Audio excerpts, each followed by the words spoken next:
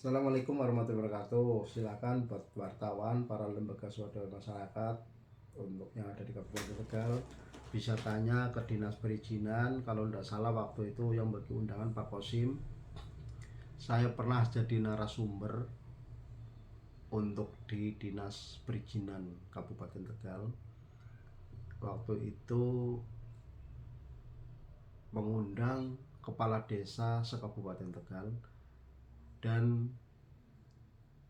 camat se-Kabupaten Tegal.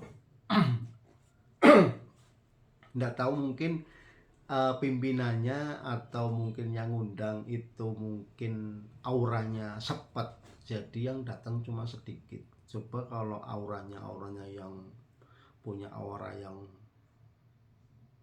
kayak sekarang mungkin Bupati Ishak, mungkin dia akan hadir semua, karena ini yang dulu yang undang auranya aura sepet lah, akhirnya yang datang cuma sedikit. Padahal tujuan saya itu baik. Saya pengen ketika ada pembangunan PTS dari desa, misalkan ada mengeluarkan rekom, itu sudah ngeling langsung ke perizinan, langsung ngeling ke bupati, jadi bisa dilihat ada berapa PTS, ada berapa. Itu tujuan saya satu itu. Jadi ngontrolnya enak di aplikasi. Oh ternyata ada sekian, oh ada pembangunan baru. Itu begitu ada pembangunan baru, desa sudah mengeluarkan rekom, otomatis sudah ada pemberitahuan ke dinas perizinan. Maksud saya mau seperti itu. Tapi tidak banyak yang hadir. Yang kedua, saya pengen dari RT pun itu, RT atau RW itu ada mendapatkan dari ya PTS tersebut lah, karena resiko yang paling fatal ketika terjadi apa-apa adalah bukan camat atau bukan Pemda, tapi adalah RT dan RW ini yang akan dicecer. Maka setidaknya ada perhitungan khusus buat lingkungan RT. Itu tujuan saya. Yang kedua, desa juga dapat,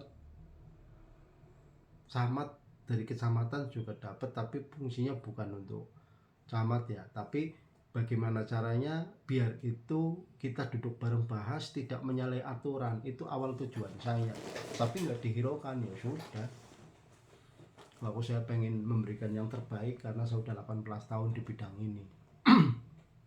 Yang kedua, perjalanan retribusi ini itu tidak cukup merubah, itu bukan cukup setahun 2 tahun. Itu zamannya Pak Bantus saya sekurang lebih 2 tahun mondar mandir.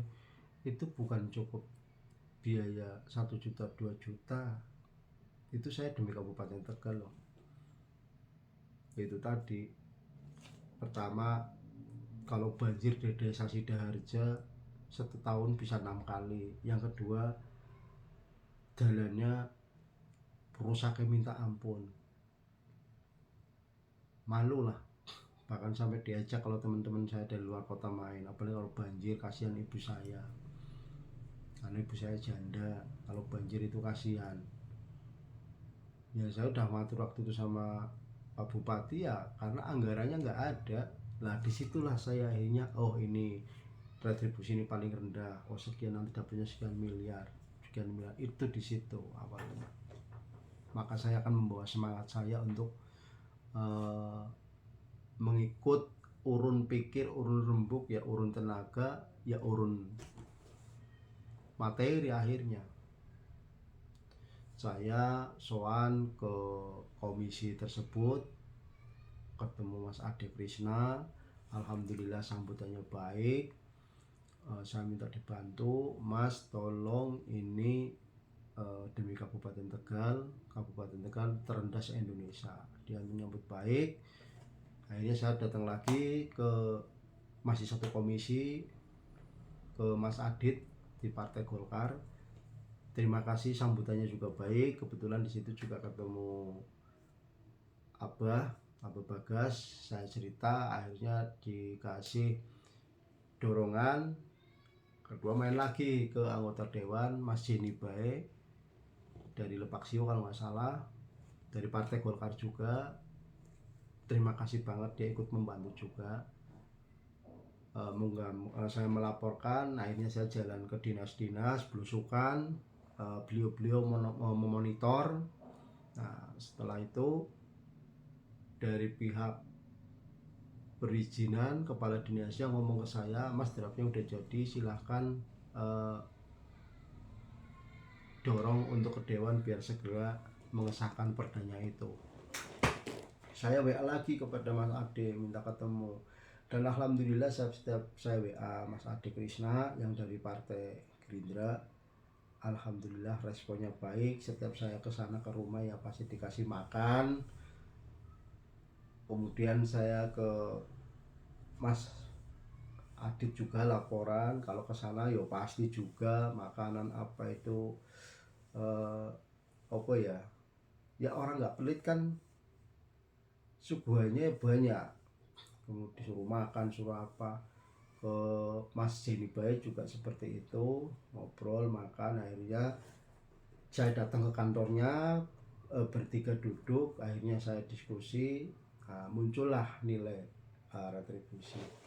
Tapi ngapunten Pak Dewan, barangkali masih di komisi yang sama, ini retribusinya bikin saya kecewa. Satu, masih mahalan retribusi parkiran motor, mobil. Masih mahalan parkir ruko yang ada di pasar-pasar. Yang kedua, silakan para wartawan cross check dari pertama pintu dibuka perizinan BTS mulai diadakan 99% proses PBG menyalahi aturan pembangunannya, tapi tetap PBG diterbitkan. Tidak ada mungkin ya mengabaikan sanksi atau apa itu ya. Yang jelas 95% menyalahi aturan. Silakan bisa cross check dan saya bisa siap dikonfrontir. Semua adalah demi Kabupaten Tegal. Kemudian ada oknum juga dinas perizinan. Setiap ada orang mau ngurus BTS ditanya, kenal si Fulan enggak? Kenapa Pak? Kalau kenal tolong ngurus sendiri aja ya, jangan sama si Fulan. Itu hampir semua orang seperti itu. Dia laporan ke saya, 1, 2 saya tak tampung. Ini ada nih senior saya dari Semarang, datang diomongin seperti itu, langsung pulang ke sini. Kenapa kamu orang Tegal kok kayak gini? Biarin, enggak apa-apa. Ini orangnya tak WA, Mas ngapunten jenengan, saya salah apa sama jenengan, kok jenengan gini, apa saya merugikan Kabupaten Tegal? Oh pripun nggih, ada apa ya? Nggak ada apa-apa. Lalu tak balasnya gini, maaf ya barangkali nggak sopan,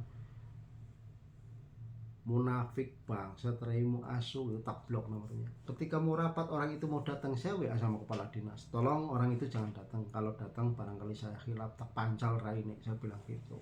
Karena saya emosi, dia makan di restoran saya yang bayari, saya demi ini untuk Kabupaten Tegal, tapi begitu sekarang kok retribusinya tidak sesuai harapan saya, nggak kayak Brebes nggak ikut, nggak ada acara saya diajak studi banding, nggak ada. Itu 100 juta. Tapi Kabupaten Tegal, aku ikut biayai, aku ikut makani, tapi hasilnya saya bayar, itu bukti-buktinya ada. Saya nangis perjuangan saya, kok cuma bayar 45 juta, harusnya 100 juta. Silakan buat para wartawan dan para lembaga yang mau cross check, silakan, saya terbuka. Kalau mau diramaikan sekalian gas, silakan komen gas gitu ya. Terima kasih. Wassalamualaikum warahmatullahi wabarakatuh. Matur nuwun para anggota dewan, Mas Adit, Mas Ade Krishna dari Gerindra dan dari Golkar, dan Mas Jenny Baik yang selalu support saya. Sukses selalu. Assalamualaikum warahmatullahi wabarakatuh.